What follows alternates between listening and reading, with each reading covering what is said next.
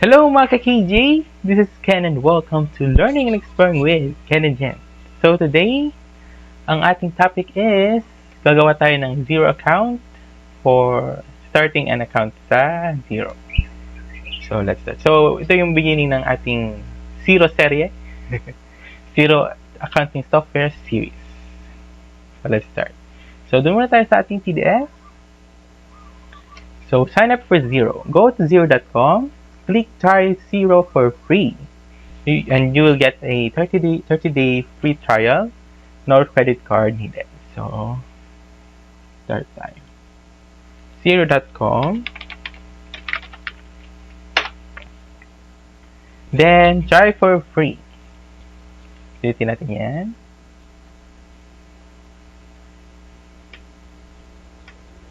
Then sunod, gagawa tayo ng account. So first name is this. So Kenneth na lang tayo. Kenneth. Kanyeta.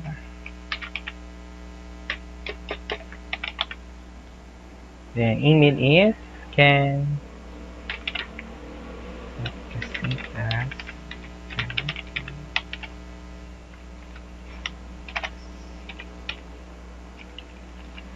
Gmail. So dapat yung account natin is bago, no? Para maka-avail tayo ulit ng free trial ng Zero. Okay. Phone is 99229. Okay. Business type, company. I've read the terms and use and privacy notice and offer details. Ito po yung mga kailangan nyo basahin or gusto nyo basahin po. So, yeah. Pilitin nyo lang po yung check mark dito. Tapos po, yun. Next, confirmation.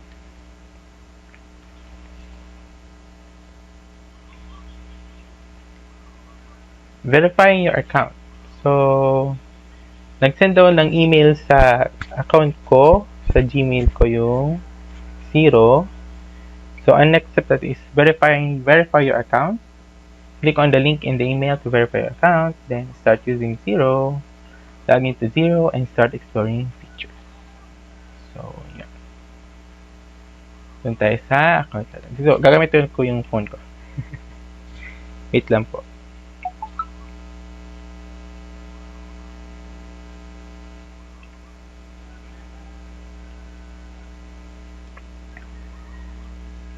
Okay, nandito, nakalagay dito is to. Hi Kenneth, it's great to meet you. We'd like to make sure you got your email address right. Yes, it's me and let's get started. So, pinutin nyo lang po yung let's get started.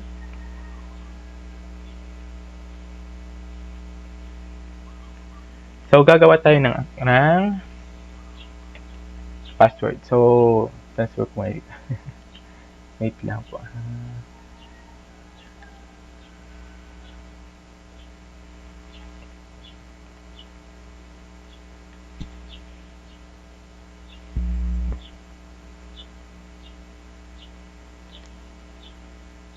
Para lang sa'yo eh. So, yes, it's me. Let's get started. Gawa tayo ng password. Okay.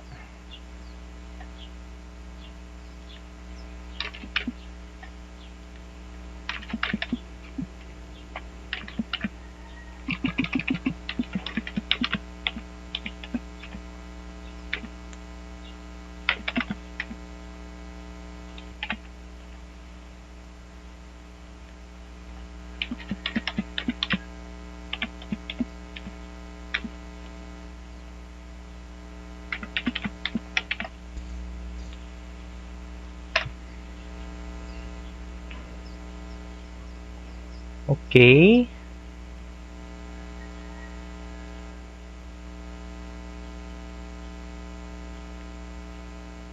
Wait lang.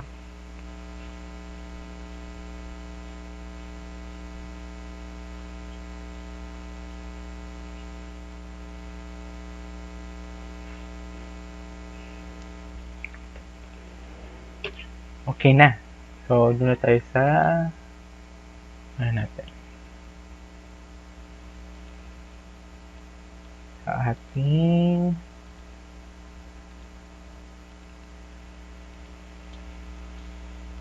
Google Chrome.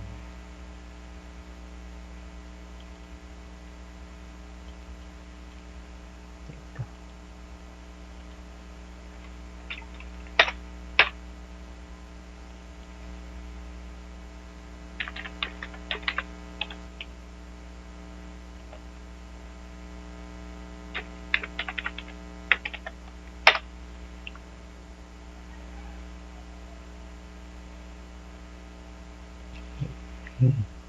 Okay, business name is, kayo na po bahala. So, gagawin ko na lang is Kenneth Bookkeeping.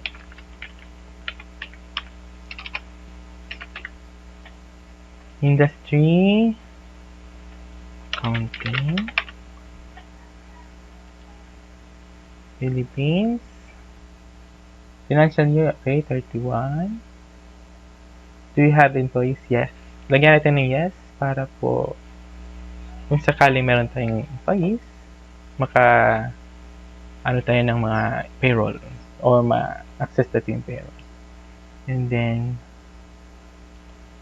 currently using is, bahala ka na po kung anong gusto nyo mong i-type dito. So, ang gagamit ko po is QuickBooks. Then, start trial.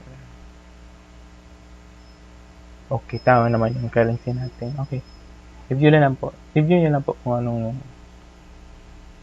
dapat makita ng ano natin system. Start trial. Okay. Then, okay na dito. Choose your plan. Hindi to. Wait lang po. Okay. So, may mga questions dito. Ikaw na lang po bahala kung anong gusto nyong i-pindot or i-input. So, ang aking ano lang is, I use an accountant or bookkeeper. Next.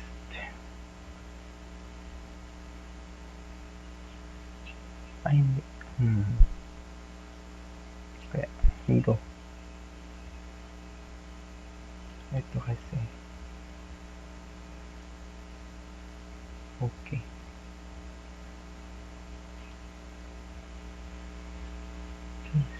Yun nga.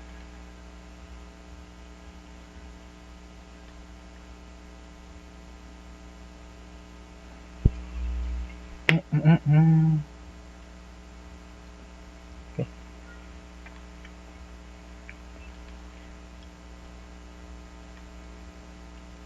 Ito ko.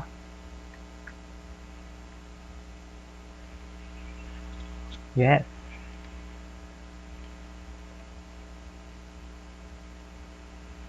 No, hindi pa pala. Okay. No.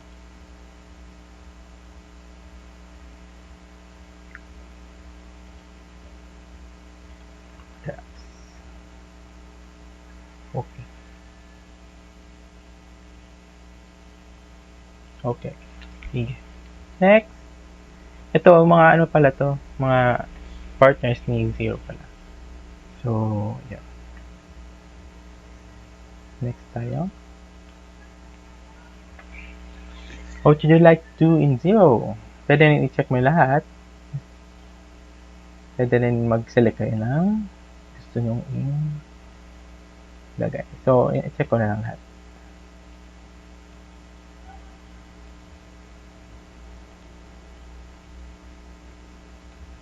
Next.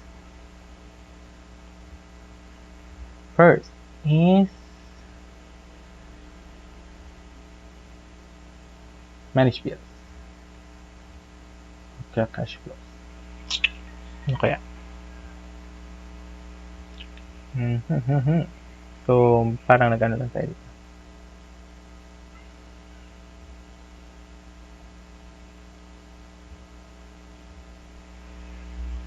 Manage bills. Stock cash flow.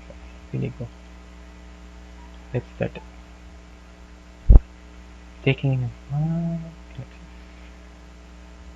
okay. Next.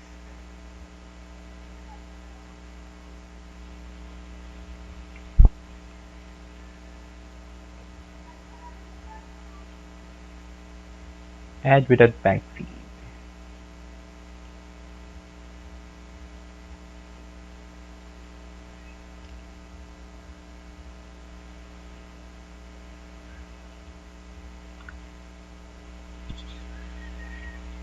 Okay, ito yung paglagay ng details.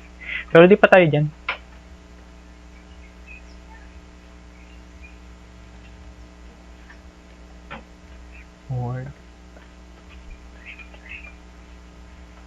So, okay, dashboard tour muna tayo.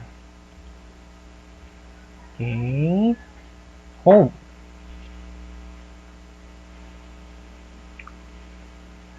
Dito sa home natin, yun tayo magkikita ang business overview. So, pa-load muna natin siya. So, ito, welcome to Xero. Connect your bank, send invoices, upload bills, set up payroll, set up expense claims, access support resources, connect apps, and additional features. So, dito may bank account. Dito yung mga makikita yung mga transactions sa bank account natin. Invoices owed to you. Ito yung mga invoices na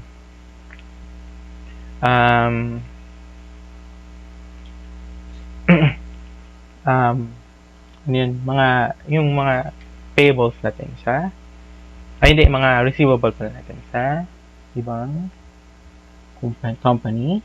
Ito naman yung bills, yung mga payments, mga bills natin na kailangang bayaran sa ibang company. So, task, yung mga task na yung mga task natin sa daily task natin siya. Tapos, recent invoice payments. Ito yung mga recently pa lang na mga invoice payments or yung mga transactions sa mga invoices natin so that we can track it din sa ating book. So, cash in and out. Ito naman yung mga cash flows natin. Okay, net profit or loss. Kung may income tayo or may loss tayo. And then, expenses to review. Yung mga expenses natin. Para malaman natin kung ano yung expenses natin. And this is the apps that connect with Xero. Ito yung mga apps na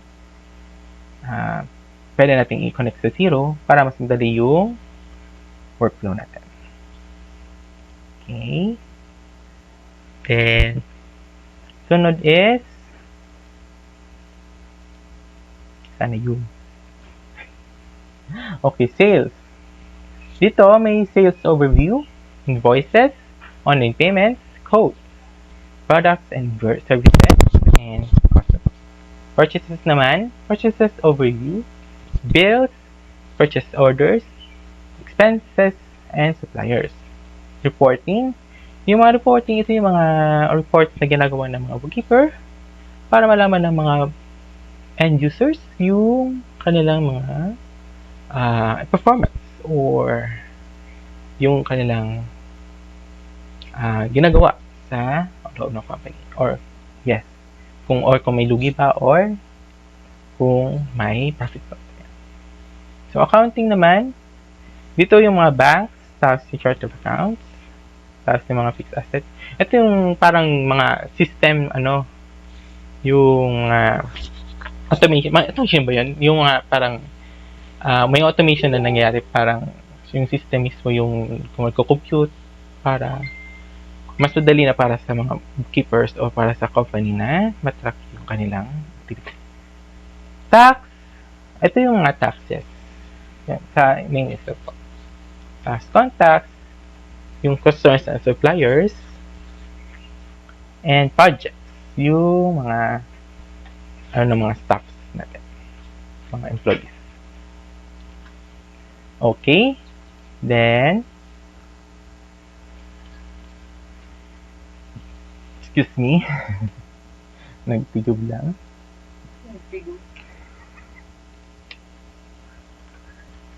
Okay, then dito tayo sa settings. Organization details.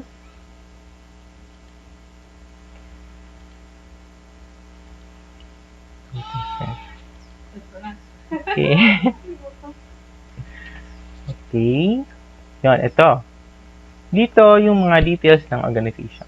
So, yeah, the logo, display name, legal name, connect bookkeeping, yan. Yan yung business natin. Registration number, yung naka-register sa SEC or what, kung anong organization ng company, kung anong organization ang nag-register sa company nyo. Then, organization descriptions, kung anong ginagawa ng company. Mailing address, kung saan pwedeng email yung ating mga mails. So, lagyan natin ng address dito. Seat address, zone, or chu. So, yeah.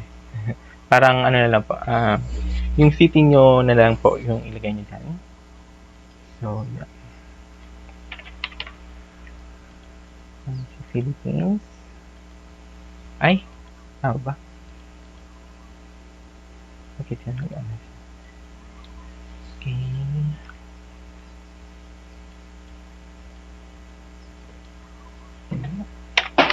Ay! Sorry. Sorry, may nahulog lang po.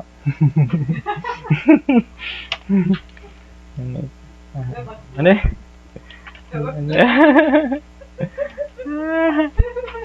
Ay, hindi tayo.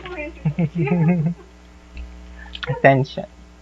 Ito yung landmark ata ito. Send mail eh.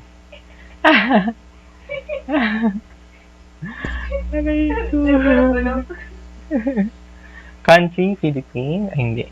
Mali pala. Mali. Philippines nga pala. Then, mobile pala tayo. Mobile. Okay. 93239. Okay.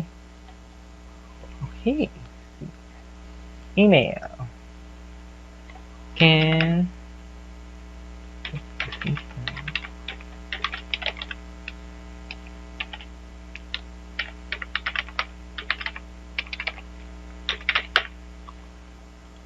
website, kung may website kayo, lagyan nyo po. Then, Facebook, kung may Facebook, Twitter, and LinkedIn. Save. Okay. Yan, may kulang ba? Ay, pala. Okay.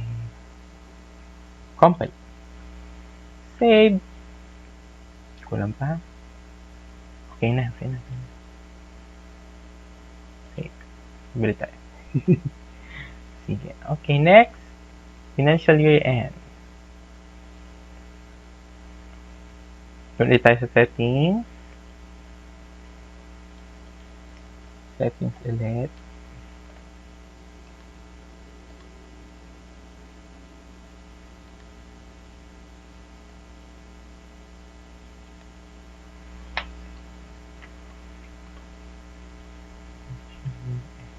Ito.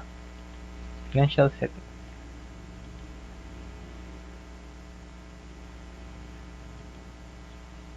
Okay, tama. Exclusive. Okay. Kayo na pa bahala mag-ano dyan. Kung may tax ID number kayo, kung ano tax basis ninyo, and tax ID or display name and tax period. So lock date. Okay, save.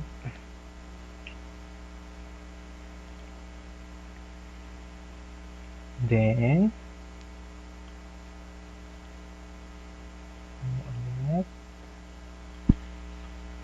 ulit. Tax basis. Saan tayo mag-ano?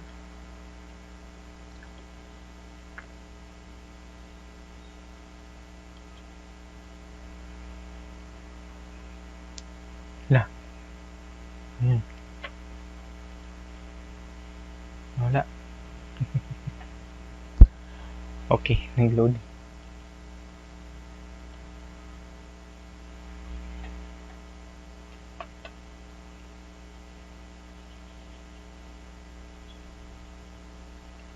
Dito pala yung sa finish document. Okay, dito yung tax basis ito. Kung accrual or cash. So, since ang ano is accrual, di accrual tayo. Then, logo, okay na. Naka-ano na tayo dyan. Add your accountant. So, dito tayo. Save muna. Save muna natin siya. Okay. So, users.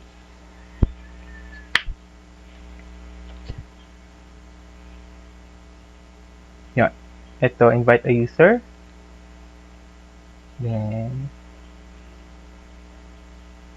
ilagay niyo yung information niyo dyan.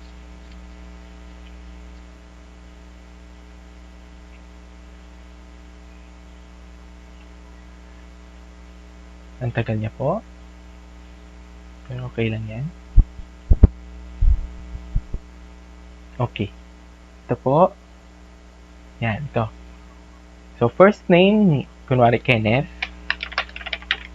Last name is Kanita. Name is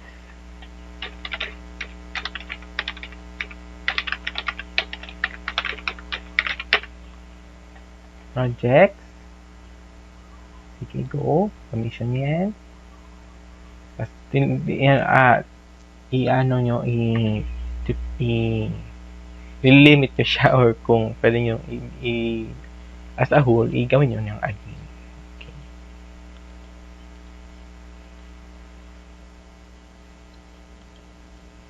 Yan. So, admin na lang siya. Since example lang naman ito. Payroll admin, business and accounting, advisor, okay, sales and purchases, okay,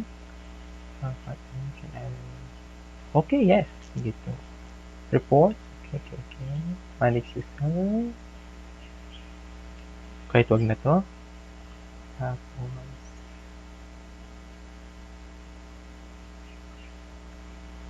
the message, kung gusto nyo i-add siya, mag-add message yan. Okay, so send invite. Tapos tingnan natin yung email natin.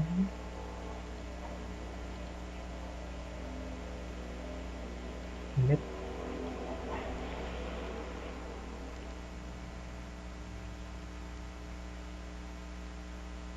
Login to get started.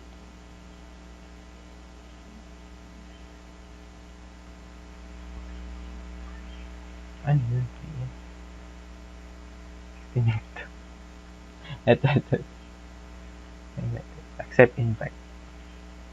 Accept invite natin.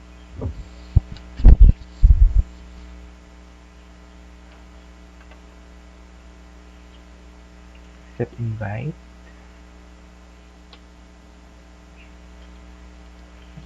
Limit ko yung password ko. Wait lang. Ano ito? Oh, dyan pa. Okay.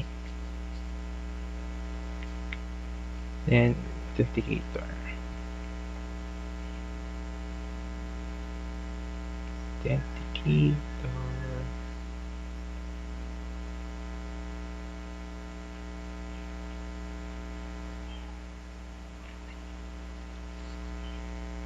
0, 0, 0.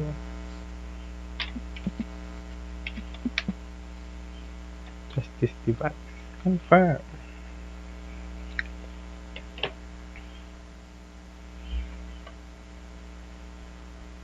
Yun. By minute. Yun, nakapasok na si account na. Yun. And, ano pa ba? That's it. Yun. So, dyan lang po muna ang ating day 1. So, sana po may natutunan ka kahit konti. Please like, subscribe, and hit the notification bell para magkaroon tayo ng updates sa ating vlogs namin ni Ate Jen. This is Ken and this is Learning and Earning with Ken and Jen. Learn with us, even in pajamas. Bye and have a good day.